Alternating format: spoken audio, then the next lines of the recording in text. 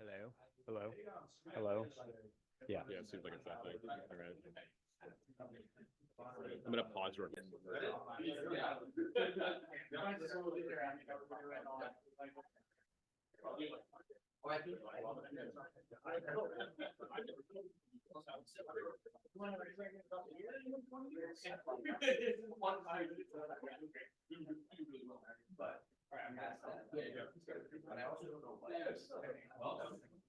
Great. I would think so. Like, I think like, don't get some pizza. Get a drink. Didn't say that. Yeah. Oh, there's like this. Yeah. I found out about a week ago. Oh. Yeah. Who knew? Actually, I had to get, yeah, probably for like, I just hope it's early.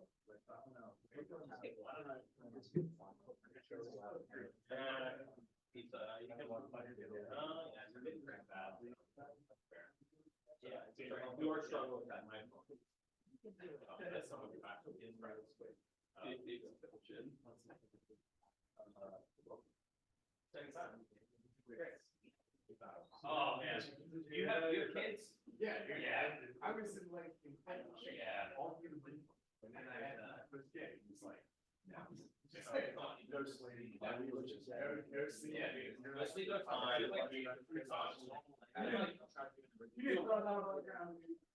I'm guilty. Like, myself. Yeah. I'm rolling for tonight. You said I'm gonna go to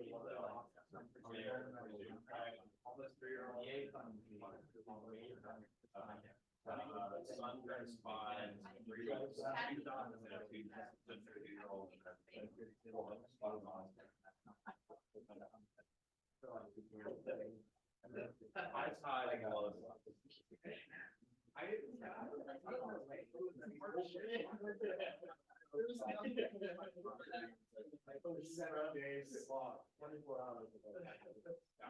I don't.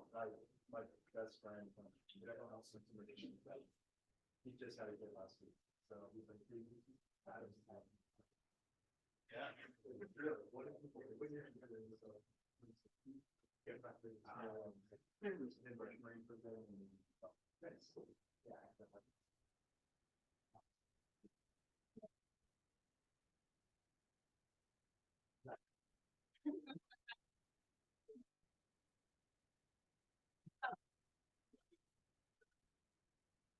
the guy.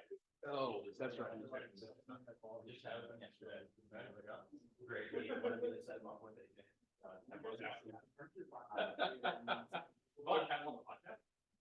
Yeah. But it looks like that for it. I need to go to the help. Already sent me 2 leads. Guys in the river, like jobs or like. Yeah. All 800 are likely. Sounds like a nightmare. But he's got a guy who got 30 miles. He's outside of Philadelphia and he's help. Yeah, that's like geographically correct too. We're ready for advance. I think officially we're on 12:15 to 1. Yeah, let's start at like 12:10. I think there's a crew that's going to be 12:15. So okay, let's start at 12:10 and like a lot of students that roll in can get caught up. Yeah, so if anyone has any questions now, and answer them, or we can wait until you have to finish, or we can keep people. Right. Front loaded. My big question is how I can get a lender to factor in my bonus. I'm going into finance, and that's like a huge part of my compensation. I'll talk about that. I was investing. Yeah, perfect. I'll talk about that. Short answer is you can't for 2 years. Unless it's very specific in your offer letter, you can talk about that. Yeah. Okay. And since you have time before you're starting, you can even have that offer letter reconstructed, maybe. You can hand it to me. You know what I'm saying? There'll be some footstomps in this. Yeah. Wow. There's things you should tell me and things you shouldn't. Okay. And we'll talk about this. What that same one? No. So you were in a mill situation. What? You were mill to mill. No. What was what? You were not mill to mill. No, you met your wife. She wasn't. No, my wife's a Navy nurse. Okay, there you Yeah, go. she's still in the reserves actually. You both use the VA loan, and two, how does that? Yeah, so even if you're not married and two people want to use a VA loan, it's called a mill or dual VA, you can do that. Basically, you each charge 50% of your entitlement, which we'll talk about. If you are married, then just one of you has an encumbered VA profile. And then what's cool about that is a year later, you can go buy another house. So like presumably, you could buy like, you're just graduating, whatever, you could buy your multifamily that you maybe want to live in for a year, but not past that point. And then the next year you buy the single family house that you guys actually want to live in, which is, I'll talk about my specific like history, but that's actually what we ended up doing. It's like total blind luck, which is what led me to start this business. But, yeah, the dual, being married to someone who is also in the military is the single greatest financial decision I ever made. You know, also like lots of love and things now, but it was like when we were like 24, I don't think either one of us thought like, oh yeah, we'll be able to buy $6 million in real estate because we're dual military. Like that's cool. With 0% down. Yeah. No more cap, right? Yeah, no. Get a pre-quote investment income. Correct. Unless you have an outstanding VA loan, which I'll show you that.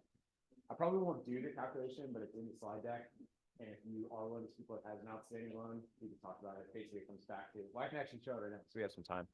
So let's say you bought just a $600,000 house in Virginia Beach. And so you would have checked, so this is your purchase price. And then your VA entitlement is a quarter of that. So you were charged $150,000 towards your entitlement. So Virginia Beach, the county loan limit is $766,550. In the New York City area, it's basically 1.125. So let's just for easy numbers say that the VA limit, the county limit, is 1 million.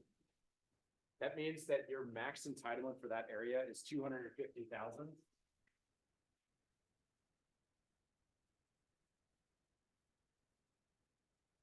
You've already used 150 of it. So you get the delta between the two. You get 100,000 remaining. And that's your entitlement. And then that number times 4 is your VA no down.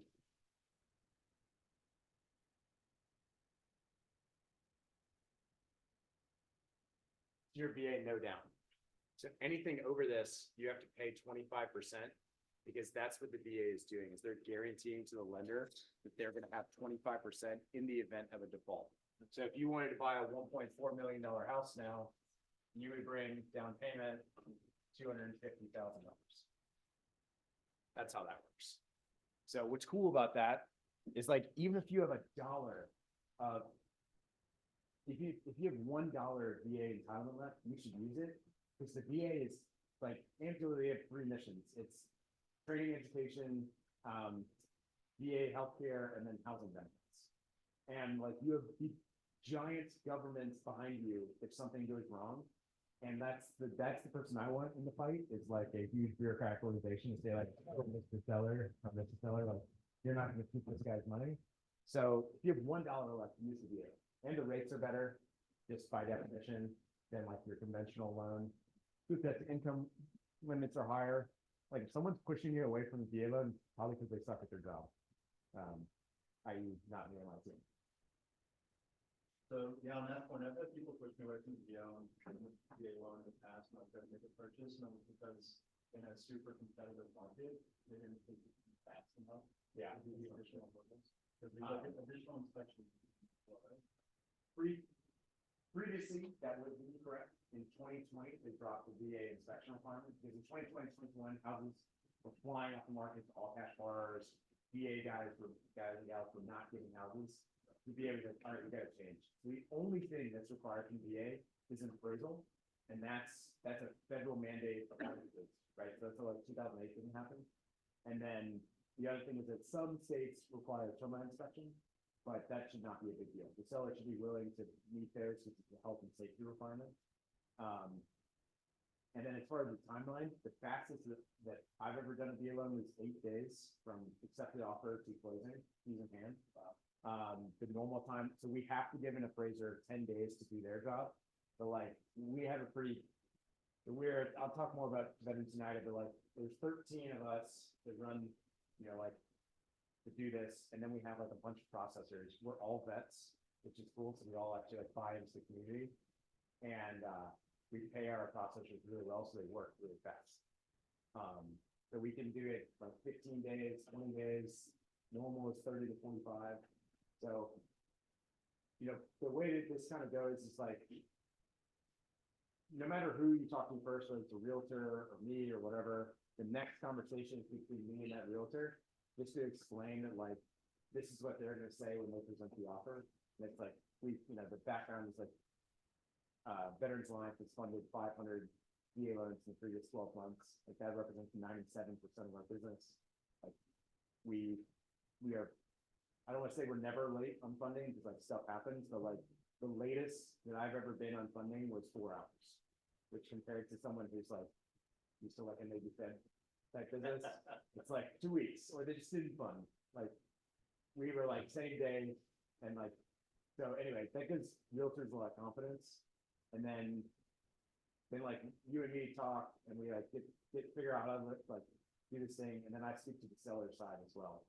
And then like basically say, hey, this person's super qualified and this is why my team's qualified. And usually it goes pretty well. And then the other thing is like you can structure, I'll talk more about like structuring a deal. But like you can structure a deal however you want just to get it done. Like you can add a down payment, you can waive inspections, you can literally do anything. You can expand it out to 120 days. You can retract it down to 10 days, whatever you need to get the deal done, like do it. And then let me figure out the financing side as long as you're in contract. Once you're in contract, like that's what really helps. Just getting to that hurdle and then locking into the deal. You do lease backs? You can. Yeah, it's 60 days officially. But like biggest shop is not going to do it. My brother did a 6 month. Okay. I didn't know that he was doing that, but like he did it 6 months. That would be 60 days if it has to go on the contract. If it is an event like outside of me and the purchase, no one's gonna check. Don't stick the shit on Zillow. Like don't do that. Like the VA will hammer you for that.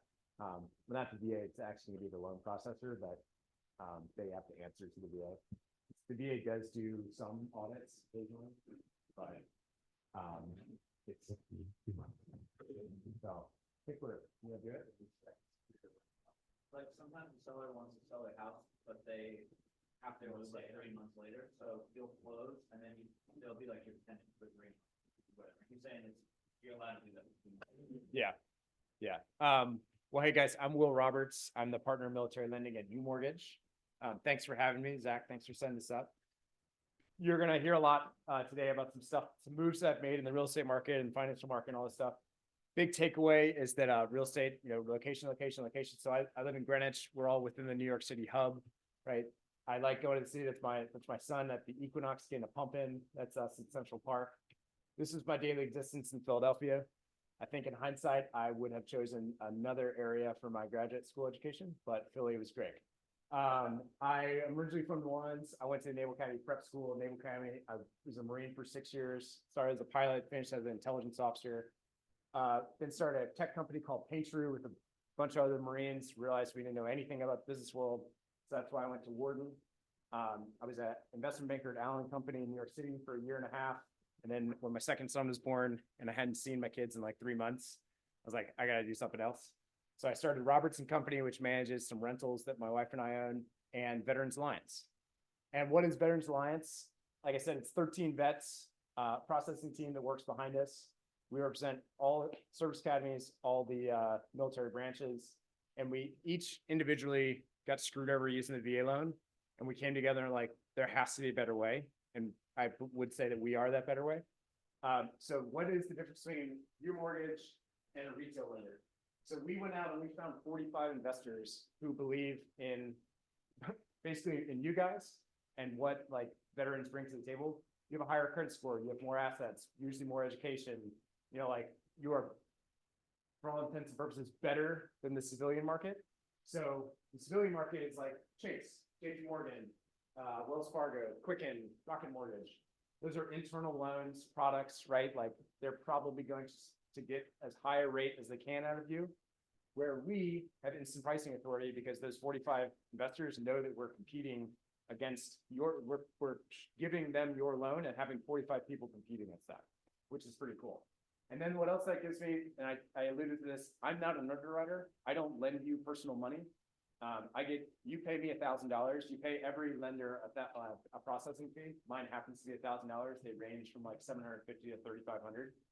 Veterans United is 3,500. Outside of that, I get paid by the investor to find you basically. But what that gives me is a voiceover capability. So for your bonus, I get to go to them and be like, well, yeah, he's making $175,000 base, but he's going to make another $175,000 in December. It doesn't change your debt to income ratio, but it allows them to feel comfort that they're going to write you up to the like absolute legal limit. And at the end of the day, like, I really want you guys to win. I don't get paid by rate. So like, I want you to have the lowest rate possible. I want you to get the house that you want. And I want to make Veterans Alliance grow. And I also want VA loans to be the best thing ever because they really are. So what is the VA loan? So it's not the VA lending you money. The VA is replacing your down payment in effect. And allowing that lender an insurance policy to let them to lend you 100% loan to value. So if this was $1, if you wanted to buy this with a conventional loan, you would give me a quarter, I would give you this thing, and you would pay me a dividend off that 75-cent loan, right?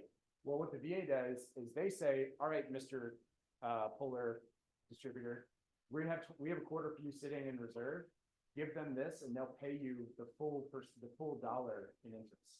That makes sense. So it's a benefit for the lender because you get 100% loan to value, which is why you immediately see the interest rates are a little lower than like the conventional loans. And it's a benefit for you because you're bringing no cash to close. You can use your VA loan more than once, and you can have more than one active VA loan at a time. That's the only time that a county loan limit ever applies. So if you have multiple, I showed you how that math works. There's also a slide after this one that shows how to do that. But if you don't have one, you can buy, if you're approved for a $4.5 million multifam, you can buy a $4.5 million multifam. Technically, there is no limit. The biggest that we've ever done is right about $4.5 million. But like, that's not saying that we can't find an investor that would be willing to do it. And when I say investor, these are like, this is like United Wholesale Mortgage, EPM, Flagstar, like these, United Wholesale Mortgage is a $10 billion company. Like these aren't like, guys that we met at the bus stop. Like these are legit huge companies. You could buy a condo with a VA loan. You could buy a fixer-upper. These two things recently changed, again, in that like 2020, 2021 timeline. And this is to allow more capability for the vets to buy houses. With the fixer-upper loan, it's called a VA rehab loan. It's a really cool thing. Let's say you're approved for $1 million. You find a $900,000 house you want. We would put $100,000 in escrow account, and a contractor can draw on that, and you can redo your kitchen, your bathroom, whatever. And you just pay the $1 million at a, basically a VA loan rate, which is really good. It's comparatively, you pay like a construction loan, which is like double market rate, more risk for them. You can use a down payment or earnest money. So in the New York City area, most sellers want to see like a 10% earnest money to show skin in the game, which is always hilarious because when I talk to these people, they're like, oh, your borrower doesn't have skin, your buyer doesn't have skin in the game. I'm like, oh, that's funny. When she was in Iraq, you didn't have any fucking skin in the game then. So you can do whatever you need to get the deal done. If you want to put 100% down, it makes no difference to me because I'm just going to give you the cash at closing and then give the seller a check equally. And the seller doesn't have to know. Many items can be waived. So there used to be like a secondary inspection and a secondary appraisal and all this crap. And like, you don't need any of that anymore. The only thing you need is an appraisal and a termite inspection in some states. And like I said, that's a federal mandate. That's every single one. So unless you're competing against an all cash borrower or all cash buyer, every borrower is going to have the same regulations. So you're really not like, fighting downhill using the VA loan. No size limit, I already said that. And then this is the biggest one. This is the only home loan that you earn, and don't ever let someone who sucks at their job, who isn't like an expert in their, I am not an expert in DSCR loans. I don't even know what the acronym stands for. I could do it. I'm licensed to do it. I am the fucking Tiger Woods of VA loans. Like, Tiger's probably really good at playing tennis. Like, I'm really good at VA loans, so is my team. But like, unless someone that knows exactly what they're saying about the VA loan is telling you like, hey, it's not gonna work out, which sometimes it doesn't. Don't let someone that's just like, oh, they don't like the VA loans here, or like, oh, there's an extra inspection. Like, don't let anyone sway you from this because it's a better rate and it's an awesome thing. Because let's say, well, I'll talk about the appraisal contingencies in a second. So the first thing that we do, you call me, text me, email me, whatever, is I pull your certificate of eligibility with the VA. And so that, if you're in this room, you're probably eligible except for our future warriors. Once you have 30 days on active duty, you'll be qualified. And actually, ironically, the day that you commission, you'll be qualified. So what does certificate of eligibility look like? This is when I did Big Dog Chesson Fuller's loan in DC. So basically what it says is if you have any outstanding loans and then how much entitlement you're eligible for based on this entitlement charge. This will sometimes say 36,000 if your loan value, if you've never used a loan before. And so people that think at their jobs will think that you only have 36,000 or whatever this number is. But even if this was 400,000, entitlement charge is 100,000. So similar to this example here, this would still say 0. And that's because this is your basic entitlement. Your basic entitlement is every single veteran in every single county in the United States is eligible to purchase a $144,000 home with $36,000 in entitlement. Everything secondary to that is like you hinted at, the lender has to approve. So that goes back to your debt to income ratio.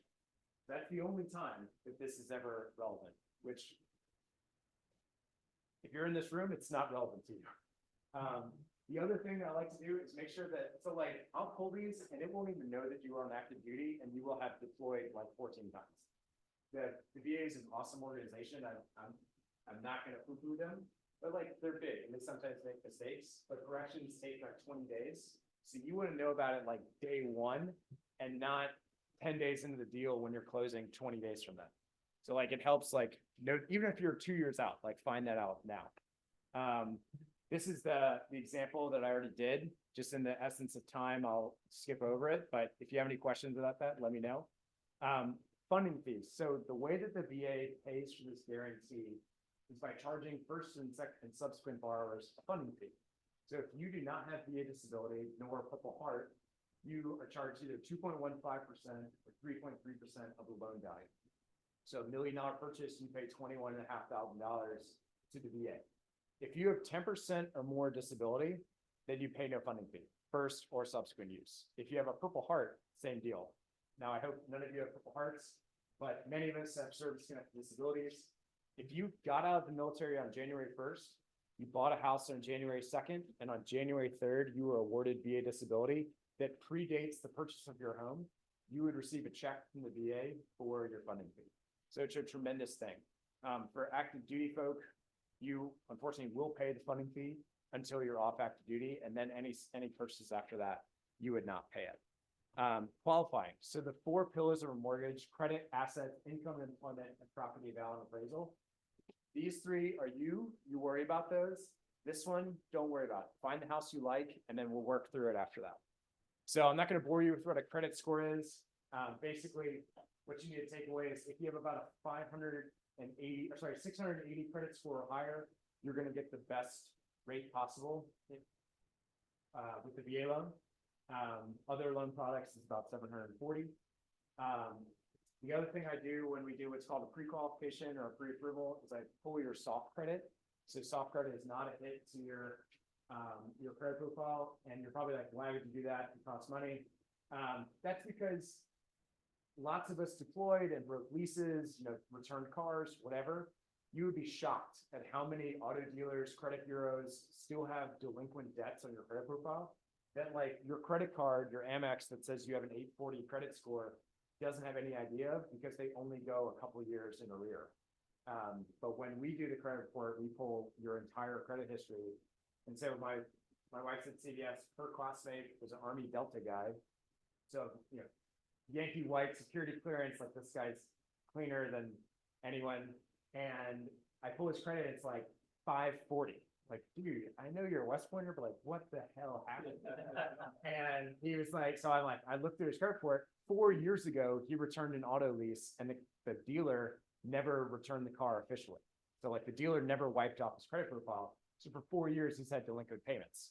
So he had time to get that corrected. It took about 45 days, and now his credit score is like 780. So that was a huge win for him. And he's closing on a house now. I do one hard pull right when I'm what's called pricing your loan, when I'm sending it out to our investor network and finding out which one I'm going to use. And that's just to verify what I've already found and make sure that you haven't like gone and bought a new Ferrari. And then this is one just plug for a government organization. You get 3 free credit reports from annualcreditreport.com. This is a government website. By law, the credit bureaus, so Experian, whatever, have to give you your credit report 3 times a year. Each one has to give you one, and it's free. It doesn't give you a score. A score is a lending thing, but you'll at least be able to find out like, oh, do I have a delinquent lease from 4 years ago, before it actually happens. And I'm also happy to do that for you. So an asset is cash or cash equivalents, 401ks, IRAs, TSPs, the van at your parents' house, whatever. Also, gifts can be a cash asset as long as they don't have ownership of the property. So if your parents, uncle, friend are proud of you for graduating from Yale, as they should be, then they can give you a gift as long as they write a letter saying like, I'm giving Zach $15,000 and it is because he graduated from Yale. Anything more than $18,000 is considered taxable, but let's say that you wanted to do a loan from your parents for $50,000. There's no law saying your parents can't lend you money at 0% interest, as long as it's a loan and not a gift. That's a foot stop there. Documented and seasoned cash reserves. You have the cash that you're going to show me has to sit in that account for 60 to 90 days. You don't want to have a bunch of Bitcoin show up in your account the day before we're going to close, because the underwriter does not have a bias to you is going to be like, what the hell is this? Are they a drug dealer? I'm like, maybe. But if it does, like, let's say you get a big student loan return or something, or your career starter loan, it's not a big deal. You just have to show where the cash came from. And that goes back to a money laundering law. Income and employment, that's why you came to school. So normally you would need 2 years of income employment. But what I'm able to say is that you came to undergrad or graduate degrees, you came to school to get a job, and now you have a job that is commensurate with you having that degree. So once you have a job offer, so like first semester, second year, then you can start your house shopping because you have a job that is predicated on you graduate school. And then, I say 60 days, this is like a rough number. It's about 6 days for 80% of the people. So if you started your job on July 1st, you could get your keys in your hand on May 1st, which is awesome. So you can close before you actually have your job. We can push that date if you have enough assets, but that's a pretty case-by-case dependent thing. Just think in your mind about 60 days. If you're self-employed, you're going to do a search fund. Organize your search in a way where it's like your job, the company that you're purchasing is actually going to be hiring you on as the CEO and paying you a salary. That's a way to do that. As long as that company has 2 years or more of tax returns, they can do that. Any disability, BAH, BAS, basically non-taxable income, flight pay, diet pay, hazardous duty pay, combat pay, that's all grossed up 25%. So if you make $1,000 a month in BH, you actually have $1,250 a month of eligible income. And then if you bought a house where you're on active duty and you're keeping that house as a rental, if you have 2 years or more of history with that, then we get to count all of that income and the depreciation of the asset. So like the actual income statement that you submit to the IRS, we get to count that, which you're like, why is that thing? Because it's usually a very elevated amount of income compared to what, if we didn't have 2 years, we would only count 75% of gross. So if it rents for $10,000, we count $7,500. And you just need to have 3 months of principal, interest, taxes, insurance, and association fees. That's a big one. Like if you're at a condo and your association is $1,000 a month, just make sure you have whatever that association fee is sitting alongside of your monthly payment to close. And this becomes really big if you have like, you know, like a 4-family and it's a $32,000 a month mortgage, like you gotta have that in cash to do something else. These are the houses, these are the states that I'm saying require termite inspections. We're right here in Connecticut. So my house actually required a termite inspection. I didn't have a termite inspection to close on my house. Why? Because when I bought my house, they had a termite like Termex plan in place, and it had been in place for like 30 years. So they were like, okay. And then the inspection that I did outside of the purchase agreement noted no termite damage. So like, sweet. But there are no other inspections required. There used to be like no chipping paint, you need handrails, whatever. VA is pretty flexible with it now. And even if there are things, either the seller or the buyer, that's another one, the big change, the buyer can pay for stuff to be fixed. So on my house, the deck in the back was a little rotted, and I just paid to have the deck redone before we closed. So like, you're making a bet that your house is gonna close, but it's better than walking away from the deal if you want the house. Now, if you don't want the house, you can use that to walk away from the deal. And the one thing that is not waiverable is the appraisal. If it comes in low, we have to work on that. But the best option is that the seller reduces the price, right? It's always nice to pay less. The worst option is that you would make up the delta in cash. And the middle point is something that we would call reconsideration of value. So we would go back to the VA and say, hey, the house, they're purchasing it for $1 million, the house appraised for $950,000. Here's a bunch of comparable sales that show it's actually worth $1.05 million. And then the VA, who looks at thousands of transactions every day across the country, is going to weigh in and make a decision and say like, yeah, actually, we do agree. We think it's worth $1 million, which is cool. Or, and this is why I say like, use the VA loan if you can, or they'll say, there's no way it's worth $1 million. It's actually worth like $975. And then if that seller isn't willing to listen to someone that looks at thousands of houses, then they're probably just not open to negotiating on a deal. But most of the time sellers will be like, oh, well, they said it's worth $975. Like, I'll drop my purchase price, which is sweet. Again, you pay less money and you have the protection of the government behind you to walk away from the deal if you need to. So this is the other thing. So you talked about debt to, what was your name? Sorry, keep name. James. James talked about debt to income. Debt to income is a big thing, but it's not the biggest thing. The biggest thing is residual income. It is the only hard stop. Like, I can sell you like a ketchup popsicle to a woman in white gloves, but if you are melted mustard, i.e. you have way like less residual income than you need, I can't sell you to anyone. Residual income, you are probably not going to hit it. Really, the people that hit it are like young officers or junior enlisted members who are trying to buy houses. And basically what you need to remember here is that like, it's a calculation. We put it into this VA calculator, it spits it out. I'll actually send it out to you at the end of this thing. And the other takeaway from here is that the VA doesn't remember Civil War history, and they included Delaware in the South. I am from the South, I'm down here. And I obviously like struggle with like, I don't know if that's really, it's both the Mason-Dixon line. Debt to income calculation. What is debt to income? So it's your income divided by the amount of debt that you're bringing on. So there's front end, which is just your principal and interest.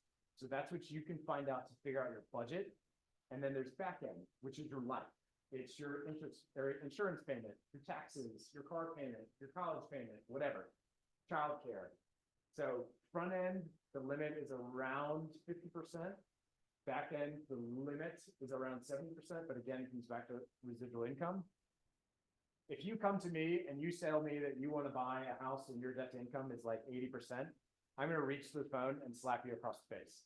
Because no matter what, like that is a tough situation to be in, because that's what I did coming into graduate school. And I do not wish that upon my worst enemy, because I can't tell you the amount of stress that I had as a young father trying to make it and trying to make this big mortgage payment. So the normal person, in the United States spends about 40% front end on their mortgage. And then like, I would say, look at that, like 30 to 40%. If there's some reason that you want to go above that, like you are a free thinking adult, you can do whatever you want, but be cautious about it, because for you guys, you're going into the greatest career I ever had. in the active duty military. But for us older people going out into the civilian workforce, you might do what I did and find out like, holy shit, I hate this job. And then you don't want golden handcuffs tying you down to that mortgage. That's a long way of saying like, think about how much money you want to spend. Manual underwriting, I described the voiceover process. That's the same deal. Manual underwriting and voiceover are synonymous. It allows for explanation of issues, compensating factors, whatever, and can kind of de-risk your portfolio. Student loans, if you have them, it's not a big deal. You get a very gracious, what amounts to whatever 5% divided by 12 is, APR on it. Loans and leases less than 10 months can be excluded unless they're significant. So if you have a Peloton payment, not significant. If you lease the Ferrari when you're on deployment, significant. So I have to count the Ferrari.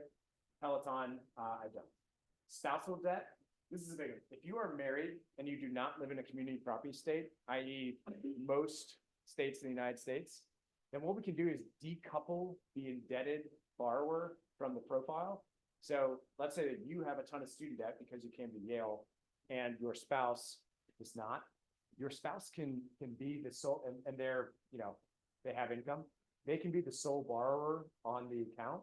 And then you can take your debt and go somewhere else, and it makes you look like this incredible borrower. So it's just a way to do that. It does not mean that your spouse or you or whatever are not included on the deed of the home. The deed and the lending instrument are two different things. So your spouse will still be on the loan, or you will still be on the loan, but both of you do not have to be on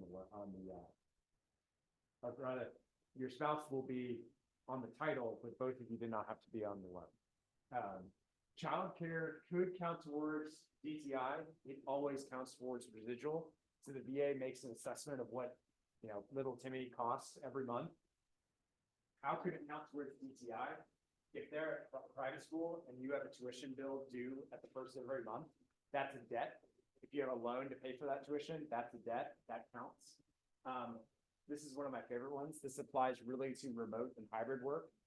What do you think the max distance that you have to drive in a car per month before I have to say like, I need to add some commuting costs for you? What do you think it is? Whoever says the answer gets $100 off their loan. 500. How much? What? It's amazing when you cash and send it. What was it? Per month or per day? Per month. 4,500 miles. If you drive in a car 54,000 miles a year, then I have to be like, hey, bro, I don't actually believe that you're living in San Francisco and working in Houston, Texas. Like, and you're gonna be like, actually, I am, you douche, because I am only there once a quarter or once a month or once a week, whatever. And so that's where it starts to define what that looks like. And that's where we can get around that. This is what like very simple debt to income calculator looks like. Basically, it's just figuring out how much you want to spend. So you put in your amounts, and then you're like, I think I want to spend $6,700. Let's look at what the interest rate is today. All right, what says it's about like here-ish? Cool, I can buy $1 million house. Or I can, if I want to, and there's a reason that I want to, if I'm a free-thinking adult, I can go down here and I can buy a $1.5 million house. So It's the base for your first tax. it's always pre. That's why we get to gross up your untaxed income. What's the 50% disability? I'm sorry. Oh, 50% disability. This is just saying if you had 50% VA disability. Oh, you yeah, get that's for your income. Exactly. It's all right. While we're asking questions, how do you factor in payment for reserves that could like differ year to year? It's based on the previous two LASs. Okay, but like I'm saying, I guess in a given year. So there's a couple ways. If it looks better to use your year-end statement, we can use that. If it looks better to use your LAS, we can use that. So like Mike's not too much worse. I'm like, hey, here's like. but I'm No. off of yours. So there has to be a verifiable income, but that income is going to continue for a year or more. Okay. Or more than a year to exact purpose. Okay. So unfortunately, yeah, I get what you're saying. No, it would have to, if you're on orders. So here's the interesting thing. So we just did one for a guy that's in the Marine Corps, we called it IMA. I'm not sure what it's called in the Air Force, but it's like you're an active duty reservist. And so he was going to be on active duty orders for 13 months, conveniently. The minimum is 12. For me. And so we got a letter from his OPSO saying like, hey, he's gonna be on active orders for more than a year. And so we got to count that towards his income, and he got a great house. And he was a search, I told you a little bit, he was a search fund guy, so that was nice. We got to do that without doing anything weird. Multiple buyer scenarios, so I talked a little bit about this. Remember, 2 non-married veterans, you're each charged 50%.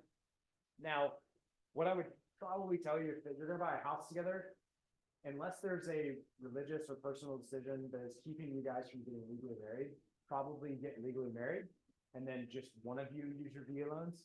If you don't want to do that, then both of you have an encumbered VA profile at that point, which is, can get weird if you go down and try to buy a house later, another house later. But let's say you both had previously purchased houses and one has $100,000 eligibility remaining and one has 150. You can't stack them together and go like buy $1 million house. You would each get 50%. So you would get 50 and 75, and you would go buy a $500,000 house. A non-married co-borrower, so you came here, you met someone that's a civilian, and now you want to buy a house together, that's fine. He or she will have to bring 25% down payment to replace the 50% of the 25 that you're not getting, because you only get 50% of your entire loan in this case as well. This is the good thing if you want to add someone to your loan, because your income isn't great enough by itself to qualify for the loan. But the only holdback there is that you personally have to qualify as the veteran for more than 50% of the loan amount, more than 50% of the payment. So you can't have like your super rich girlfriend or boyfriend buy you a house in New York City. The primary use of the VA loan is for a primary residence for the vet and his or her family. And it's supposed to be occupied within 60 days, must be the primary residence at the time of purchase, i.e. you cannot buy it predicated on you with the idea that you're going to turn it into an investment property. And then you should be in it for 1 year unless you have a valid change in circumstance. What's a valid change in circumstance? So I closed on my house in Greenwich, Connecticut, my first house in Greenwich, in June of 22. I started working like 10 days later as an investment banker. And 3 days after that, I wanted to jump out of the window. And I was like, all right, I'm gonna stick it out until I hit my bonus and then like whatever. So then my second son was born in February of the following year. And I hadn't seen my first in like 3 months, and I was like way overweight, and I was like, this is terrible. And so I literally emailed the VA and I was like, hey, I want to get out of this house. Like, can we go buy another one with my wife's? But this is before I was doing the job I'm doing. And the VA was like, yep, we support you. Like, that's a valid change of circumstance. Take this letter to the underwriter of your next loan and you're fine. What is not a valid change of circumstance? Do not do this. So you're on active duty and you get stationed in Virginia Beach and you buy a $150,000 house. A month later, you're like, I don't feel safe in this neighborhood, which is a valid change of circumstance. And then you move like a block away and you buy another $150,000 house. You then do that 2 more times within the same calendar year. And then you get greedy and you decide you're going to do it a 5th time with an FHA loan. And that FHA loan is written by the same underwriter who's written all previous 4 loans. And then he looks and says, wait a second, you asshole, you've said the same crap now 4 times in a row. And then they call you and they say, hey, not only are you not doing this loan, but you actually owe us $600,000 in cash right now because you fraudulently acquired these loans, or we're going to foreclose on your properties. And then you freak out and you call your friend, who was your classmate at the Naval Academy, who's a loan officer, and you say, how the hell did I get out of this? And then I structure an investment property loan for the 4, and then I tell you to actually move into your FHA loan. So that legit happens to a friend of mine. Don't do that, because they will nab you. Like, they'll let that happen. Like I needed to leave my job. That's valid. Don't, like, you can game the game. Do not cheat. Like, if you cheat, they will smash you. And they're like, that's it. Actually, while I'm on that, so you hear a lot about VA loan assumptions. Do not ever let anyone assume your VA loan. There is no amount of money in the world that it's worth it, because you are encumbering your debt profile and your VA profile to them. If they don't make their payment, if they foreclose, you lose your VA rights. Bad. If you can acquire someone's VA loan, they're not my client. Like, if you can acquire their VA loan, do it. But most of the time, it doesn't work out because there's gonna be some delta, and the delta has to be replaced in cash. So like, if it's a $600,000 purchase price, and there's $400,000 remaining on the VA loan, you're gonna have to bring $200,000 in cash, which is a big thing to swallow. I talked about commuting. If you guys have any questions, I'll send out the video. If you have any questions, just shoot me a text. No, of course, guys. The property can have a single accessory commercial space or dwelling. So if you buy this, where is this relevant? Like places like Greenwich, Connecticut, Brooklyn, Arlington, Virginia, Charleston, South Carolina, a relatively small geographic area with a dense population where there's going to be retail or something, some commercial space on the bottom with residential above. You can buy the entire building as long as it's just one commercial building, one commercial space with residential above or adjoined with a VA loan. So you can get a commercial asset at a VA loan rate. So commercial assets are probably like 10% interest rate. You're putting 25% down, probably paying 4% just in fees.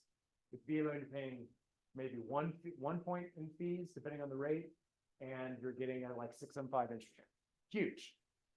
We had someone look in Charleston, South Carolina. There's a Subway there. The Subway was triple net leasing for $45,000. It was like a $1.4 million building. And then he got it with a VA renovation loan.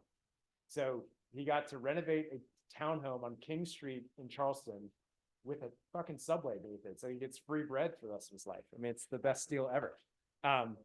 Obviously that example and like multifamilies, you have to want to be a landlord. Like I can't be a landlord. I have 2 kids. My wife's fully employed. Like I don't have time to do that crap. I am a landlord, but not at the place I live. If you wanted to be, if you wanted to do a multifamily, you can buy up to four properties with the VA loan, as long as they can transact with the same fee. So if they're notionally within the same like property confines, right? If they are 4 townhomes that are like in the same complex, that's good to go. You can unfortunately like stack them, like you buy one, a year later you buy another. You can't do that. But the rules are you must live in one as your primary residence, and you have to prove your likelihood of success as a landlord. What do you think the likelihood of success as a landlord means? Means you can't have been in the army. You just have to say basically like why you believe you're gonna be like financially responsible to like take rent in, and it's dumb. Stuff like putting quotes or things that lawyers say that I'm like, what does that even mean? You're all fine. Even if you're like an E1, you can be like, well, I have responsibility over this broomstick, and therefore I am a landlord. You need to have 6 months. You have 6 months of pay, so 6 months of your payments, and you need a document that you have. You need the documentation that you have a property manager in place at the date of close. If on the next day you fire that guy, I guess you're gonna figure out how to get a property manager. And why would you fire them? Because they take 10% of your top line. But you know, some property managers are actually pretty good. With the cash reserves, after you close, you can reallocate that money however you want. Correct. You just need it in an account at closing. Cash. CNA. CNA. Correct. Cash equivalent as in like equities. As long as they're liquidable. So like you can't be like preferred stock in. I don't know. Yeah, but it could be just any. Account. Correct. If it's able to be liquidated with no change in a day, so i.e. like a public market, then yeah, you're good. Rental income. So until you have the 2 years, this is where that 75% applies towards your effective. And what does that look like? So let's say you're going to Arlington, Virginia. These are just like rough numbers just to show you some stuff. Let's say you're going to Arlington. You find $1 million place and your payment's going to be $8,000. And then your agent and you and me, and we're like, damn, they have 3 others in this building and they rent for $8,000 a piece too. So then you're like, well, I want another one. That'd be really cool. Oh, actually, I don't want, like, whatever, it's free money. Like, I want a third. I want a fourth. And then you're like, damn it, Will told me that the DTI couldn't be above 70%. I blew up my DTI. But this is where that manual underwriting process comes back. As long as you have enough residual income, this doesn't really matter. Because in reality, you're over here. Because even though we count 75% of it, in reality, it's a one-to-one trade. Your rent is paying off your mortgage. So that's where I get to go to the underwriter and say, like, well, yeah, sure, by like strict DTI limits or DTI rules, he's at 70, he or she's at 78%. But in reality, he's at like 35%. And he's buying a $4 million asset for zero down that's cash flow positive on day one. Like, guys, I don't know why you went to get your MBA. I know exactly why I did. It's to do shit like that. So that my kids can do whatever they want in the future, and I can give them an awesome asset. And like, this doesn't happen everywhere in the world, but it does happen in New York. I almost bought a $3 million triplex in Stamford, Connecticut, like 25 minutes away from here. It was rent rolling $21,000 on day one. And it had 2 accessory dwelling units that weren't even included in that rent roll that were an additional $5,000 a month. So on day one, I would have been cash flow positive. Now, that's predicated on like, you have to want to be a landlord, and your spouse and children have to want to live in a multifamily space. That's my kids. I mean, my kids are crazy, but like, they're also 3, they don't know. But like, I couldn't do it. You know, like, if you're single, maybe you can make that choice. It was where else does this exist? We've done this in like Dallas, Texas, Austin, San Diego, San Francisco, Pensacola, Florida. Where else? Virginia Beach. And it doesn't have to be this big of an example. Even if it was like $400,000. If you can have a multifamily property and you don't mind doing it, then that's a pretty awesome asset. This is what the difference, this is the same sheet I showed you before, and this is just to show you that basically 3.3x your buying power, because you get that one-to-one rent transfer. And that's also, this is an assumption here is that your rent is equal to your mortgage. Even if it's not though, I'll show you what that calculator looks like and it works. So this is my personal purchase example. This is what I would tell you not to do, right? So I was graduating, my wife and I were super frugal when we were in the Marine Corps. When I was in the Marine Corps and she was in the Navy, we lived on base, we maxed out the TSP, all this stuff. I was like, I want a house with a steam shower. Like, that is my goal. So I did, right? I bought a $2.725 million house in Greenwich, Connecticut, which is beautiful. And then I told you my quick story about like, oh my God, I'm maybe my SGLI benefits are still valid. That's a dark joke. I'm sorry. Jeez. What? Yeah, your VGO. Yeah, all 100,000, 10,000, whatever. All right, that got dark real fast. Well, it worked out when I made this deck. That house is appreciated $500,000 in value, so it's 10% annualized return year over year. My payment, my full payment, including the association, which I am one of 2 people in the association, is basically just a cash reserve. It's 15. I rented for 17,000 to a dude who made $110 million last year. So he's a real good tenant. I went to the house yesterday because like the sump pump stopped working, and I like walk up and there's this like bright red Range Rover L. And I'm like, damn, that is a sick car. Meanwhile, I'm in my like 2001 pickup truck. And I'm like, Rob, that's a really sweet car. Goes, oh, that's my winter beater. I'm like, winter beater. And then he opens his garage, Rolls Royce Phantom. I'm like, oh, sick. It's again, it's the new one, it's the drop top. I'm like, oh, that's nice. Anyway, that's a 6.38% cap rate, right? Market rate's about 5.5%.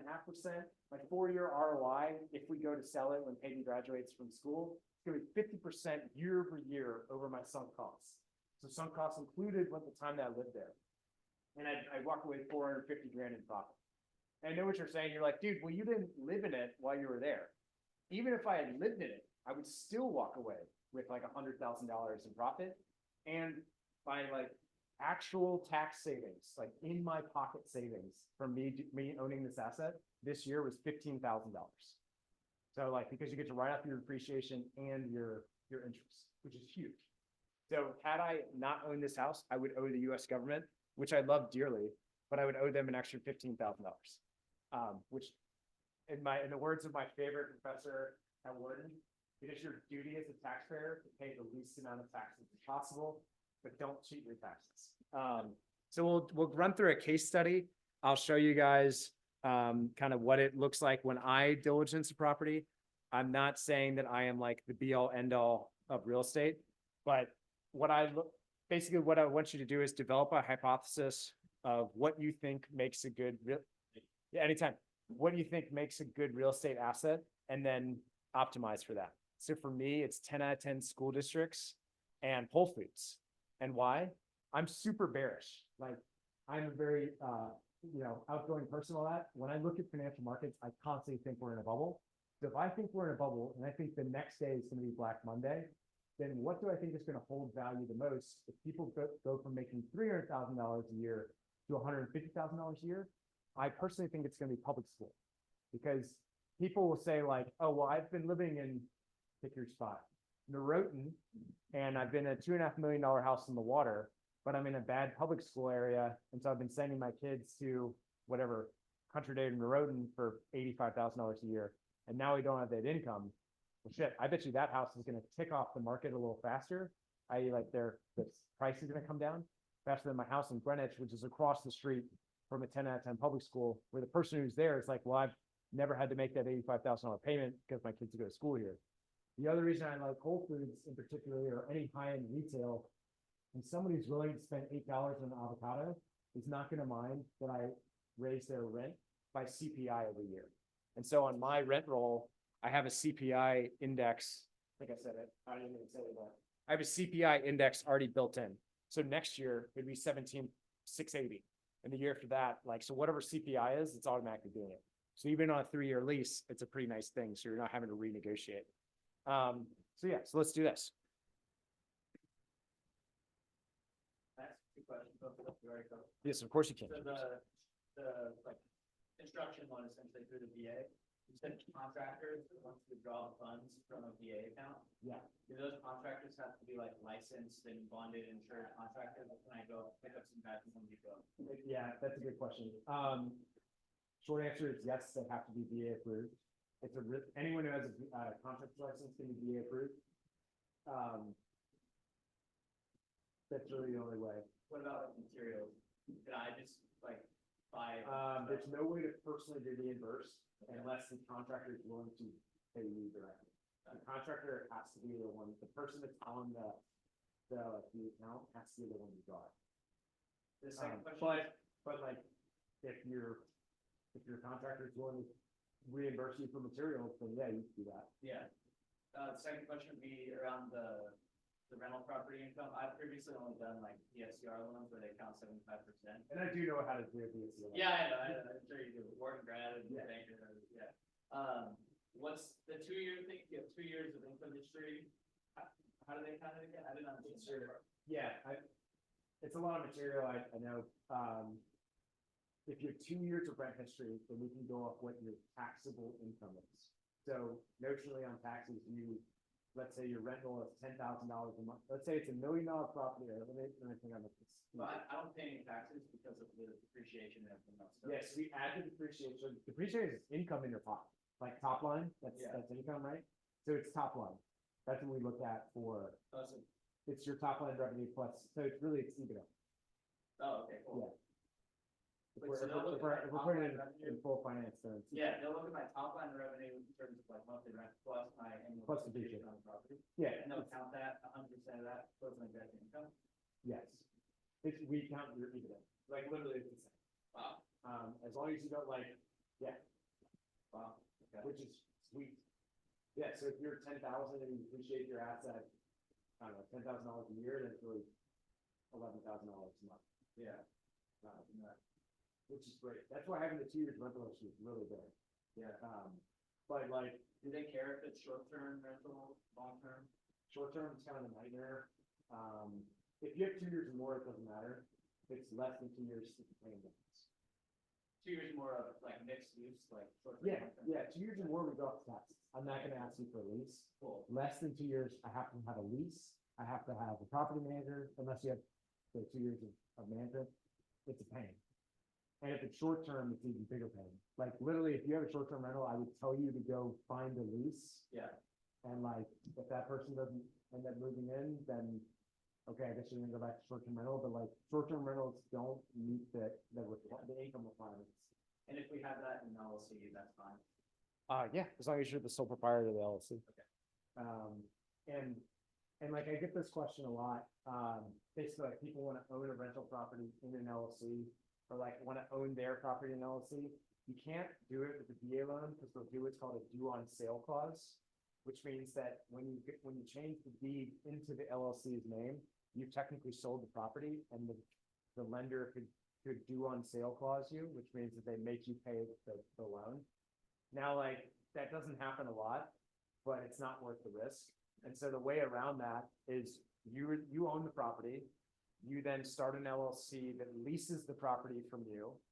And then that LLC hires a property manager, another LLC that you own, to then go find someone to rent it. So the renter is dealing with this LLC, these two LLCs are dealing together, and this LLC is cutting you a check. And so you are so far removed from the situation that you completely, de-risk yourself from getting sued. It's two. So I have two LLCs. Each property I own has an LLC that deals directly with renters, and then they're all owned or managed, I would say, by Robertson Company, the company I told you about that I own. And then that's who I deal directly with. Conveniently, I'm the CEO of all of them, which makes it very easy. All right, cool. Let's do this.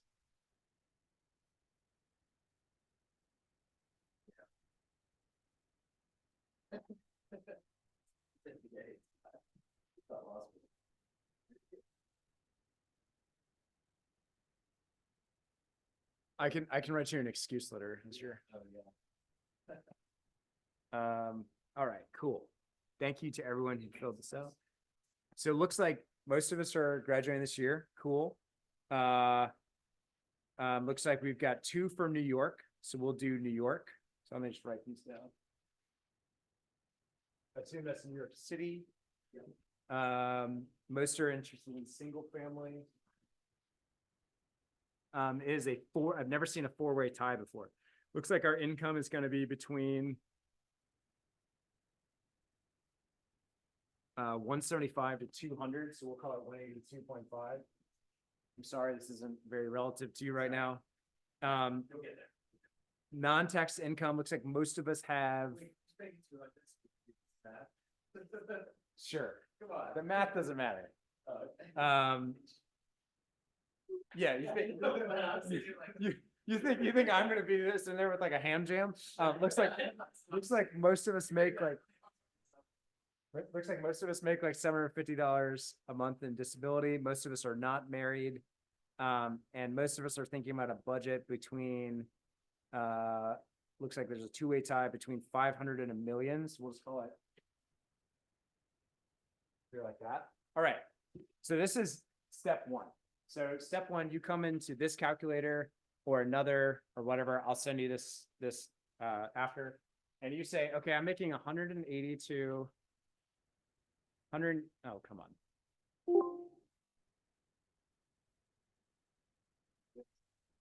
Yes, you get the calculator. You get $182,500 a month. You're not married and you make $750 a month in disability. So remember that pluses up your income. I didn't ask about this. Do we want to see what student loans do? Do we have student loans? No student loans. We're going to New York City. You definitely don't have a car, but you do have a Peloton because you're a millennial. And so you get this net income line of $16,000 a month. And then you come up here and you say, all right, where on this scale, if I'm making $16,000 a month, where on this scale do I feel comfortable spending per month? And so like most Americans are right about this line, but like if you're an investment maker and you know that you're going to make a big salary at the end of the day, well then like you might want to go down here. This is really the cutoff point to where like we'd have to explain even in the beginning for front end. So just really like set your goals between 50 and like 45% or 50 and 35 rather. And then interest rates right now, I'll just tell you, like anyone who's willing to give you an interest rate, like without looking at your profile and without having the debt instrument that they're going to write, or rather the instrument that they're going to securitize the debt with, is full of shit. Like I could tell you fully legally right now, like I'll give you a 5.25% interest rate, and you're going to be like, dude, Will is the man, and you're going to go tell all of your friends that, right? And I know that I am completely full of crap. But I am protected because I haven't seen your debt profile yet. I don't know what house you're looking at. I don't know anything about it. And then you come to me and you're like, hey, I'm gonna have an accepted offer on a house. I'm like, cool, man. Yeah, it's still 5.25. I got you. Don't worry. And then I'll wait until we're about 10 days from your closing. So you are so close now that you can't go to any other lender. And like, James, bro, I'm so sorry. Your credit profile isn't good enough, and you're actually gonna be at 7.5 right now. And you're gonna be like, damn, yeah, okay, like I trust you, man. And like you're gonna do it. So A rate lock. yeah. So that's the best way to do it. Unless you get a locked rate, it's all bullshit. Yes. So I don't send loan estimates, I send locked rates. So that means I've actually found the coupon that you're gonna get. And right now, like yesterday was 6.75, paying, like last night at 5:30 at close one, 6.75 paying half a point. And so a point is a percentage of your purchase price. If you're buying $1 million loan, half a point is $5,000. And basically what you're doing is you are paying to allocate yourself towards that block of loan, that coupon. And so points are highly variable. You might tell me that you want a 6.5% interest rate because of whatever. And some days we can get that where you're actually getting paid by the investor because they want to fill a coupon and sell it to the market. Or other days you might pay a percentage point to do it. It's super dependent. But just know, like, basically what you're getting into with a home loan is, do you trust the guy that you're talking to on the phone to not screw you over? And like, I'd like to think that there's a bond in veterans that like, I don't give a shit. I'm never going to choose someone over money. But anyway, so let's look at this. So we originally said 500 to $1 million.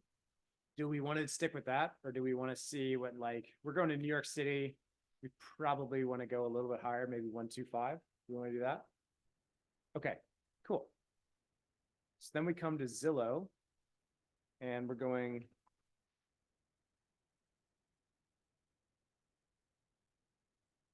We're gonna go here and we're gonna set this up. And we'll look at between 750 and 1.3. And we know that we want a house. We'll also look at townhomes. And let's dive in. And so we already said it's New York City.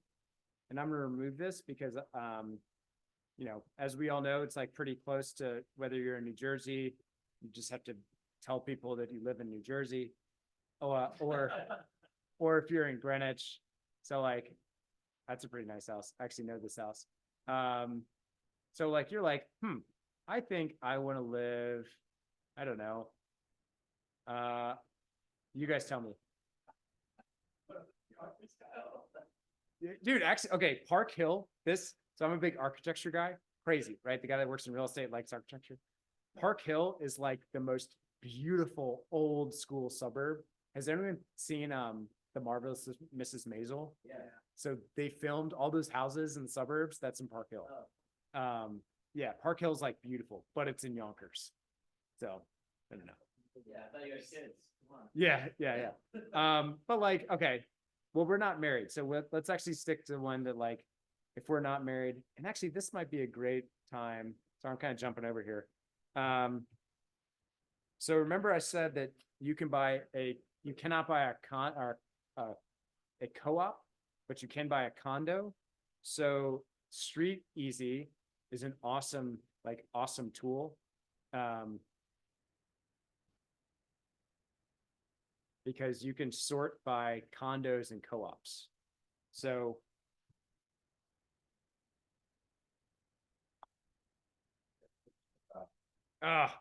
you don't want to rent a $750,000 place?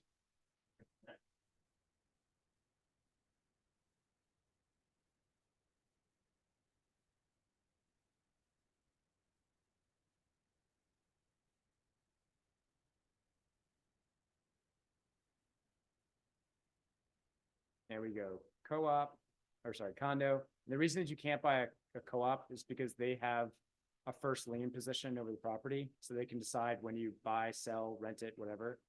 I'm an Upper East Side guy. Well, you tell me, where do we want to look? Upper East Side, Upper West Side, Hell's Kitchen? You guys are both going, yeah? No, I'm going to Los Angeles, so you're going. I'm working in Midtown, You work in Midtown?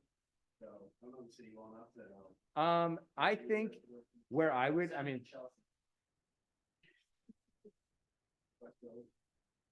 Yeah, I mean, honestly, if I was, what are you doing, finance? Yeah. For who? I don't know. I really actually like, even though I dog on New Jersey, I really like Hoboken a lot. Like there's some pretty sweet stuff over here, but like, let's look here. So let's say like Lenox Hill is a pretty good spot. That's beautiful. Let's look at this one. This looks nice. You're like, oh man, there's a little outdoor space. I can cry out here. This is actually a really nice looking apartment. Yeah, chain smoke and work until 5 a.m. This is actually pretty cool. Like objectively, this is a really, really cool spot. So you're like, all right, cool, $1 million. Monthly common charges of $1,800 a month. Okay, let's see if we can make that work. So sweet.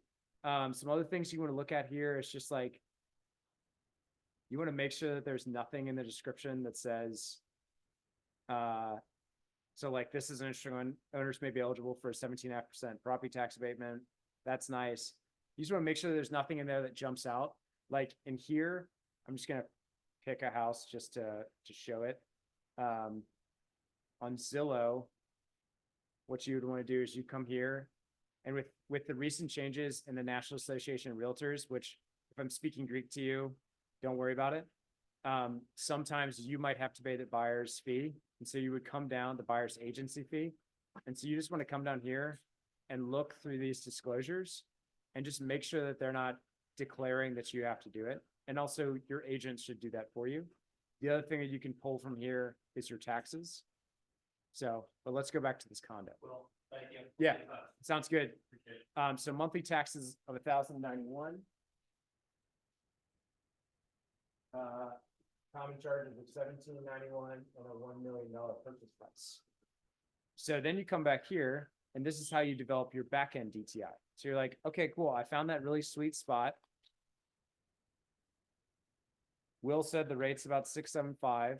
Yearly taxes are 13,000. HOA or yearly insurance for $1 million. You're probably like $2,000. And monthly HOA is 1,791. And sweet, you're at 59% back in DTI. You're getting approved for that 8 days a week. Then you're like, okay, sweet. Well, like, what if I could buy, to like make this into a multifamily example, what if I could buy 4 of these? And I know I'm paying $9,500 a month. And I think I can only rent it for $8,000 a month. Does that work? No, it's not going to work. Like it's going to blow up the DTI. What if I could rent it for $9,500? It might work, but still probably not. Looks like you probably on this salary, you'd probably have to rent this for like $11,000. So like that's stuff that you can play around with to see if this makes sense. And what this is really showing you here is that like, this doesn't necessarily work as a rental property, but maybe it works as like, if you want to own it. You know, something interesting specific about this one is that you can rent this for $5,600 a month. Now, this is one of those like rare examples where if you're paying $9,500 a month, but you can rent it for $5,600 a month, probably just rent the place instead of buying it. Because what you look at here is your sunk cost, which your sunk cost is taxes and insurance and association fees. So your sunk cost is $17,000. Sorry, actually it's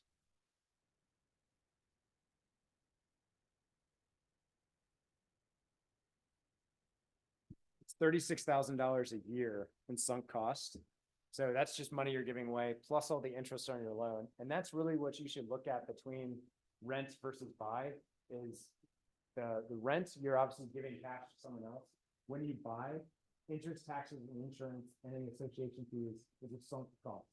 So in that big house in Greenwich, my sunk cost is like right at $10,000 a month, but I need a 3-bedroom place. And when I was looking for 3-bedroom places in New York, they were like $12,000. So I'm like, okay, I'm still breaking out even owning this big ass house in Greenwich because I get a great house in Greenwich, my kids get a great life, my family gets a great life, and I'm paying less, sunk cost wise to a rental. If it had been the other way, I probably would have rented, which in this case, it's showing that it's better off to rent.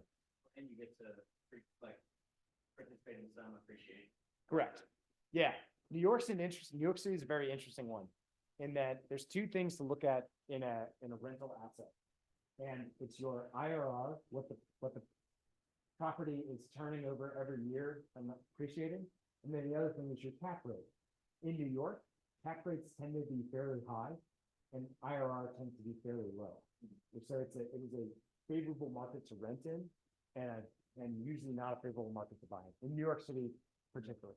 And that's really just been like, since I've been in this in the past couple of years, looking at it. But like Greenwich is the exact opposite. Relatively low IRR, or sorry, relatively low cap rate, 25% IRR. I mean, crazy shit. That's a COVID dynamic. It's been kind of, wildly exacerbated. Some other things in this calculator are this down payment required. So that's a pretty cool thing. There's a residual income calculator in here. That is the most boring thing in the world. So you can work through that if you want. And then there's two examples if you need. Trying to think if there's anything else. Oh yeah, there's some questions and answers here.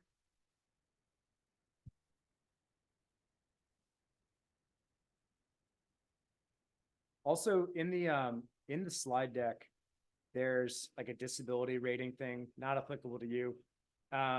But if you're like thinking like, well, I might be getting disability soon, what does that look like? There's that.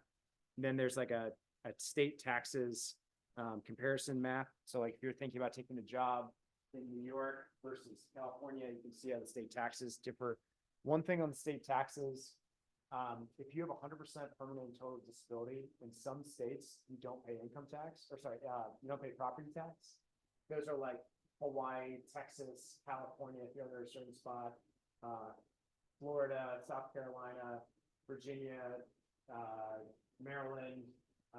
Most states have some. Yeah, most have some have none. Like Connecticut has, you get like $250 off. New Jersey, for as long as you can put up with getting in New Jersey, you don't pay any property tax there. New York is a really interesting one because New York, just by being a veteran, you receive a little bit of property tax exemption. And then if you deploy to a combat zone, you get a little more. If you have disability, you get a little more. So you can get up to like 90%. My family's from New York, and my dad just went to the first time, and that.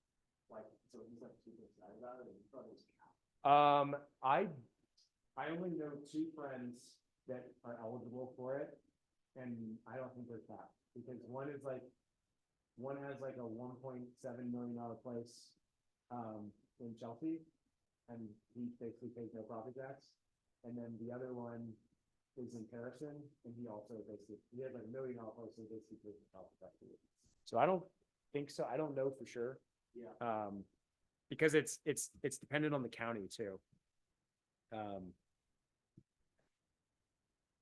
So, okay, I'll run through, there were some questions at the bottom.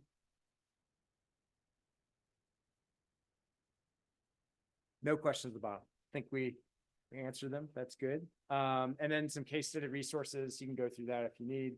Again, front end DTI, about 50, back end DTI, about 70. And then if I can ever be helpful, shoot me a text, call me, email me, whatever. I love talking about this stuff, and I really like helping our community. Obviously, for you going to community, there's going to be some interesting dynamics there of like, how long am I going to be in a certain spot? Like, should I buy? Should I rent? Real estate is not this like be all end all beautiful game. Like, it does work out sometimes, but you can also completely bite yourself in the ass. I can tell you personally, when I was on active duty, like all I cared about was deploying and training and like doing whatever. So I didn't think about real estate. I just like maxed out my CSP, maxed out my Roth IRA, focused on my job, and had a lot of fun. And then like later did it. There's no right or wrong answer. Like whatever you decide is the right one.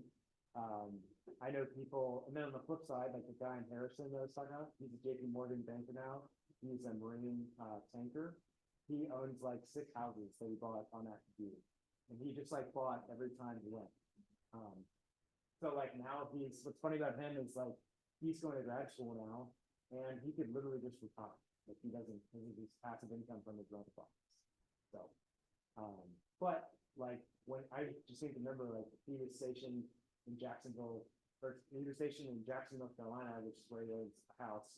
Then he like moved to Dallas, then he moved up to like, I think he went to New York after. He was like flying between the three of them because like they were all having issues. I mean, give or take. That's where having like a good property manager in place is actually a benefit, even though I like trying to track them. But if you have any questions, let me know. Anything else, guys? What branch you going to? Oh, me? Yeah, airport. I was on the. Oh, cool. I get more FOMO talking to people about real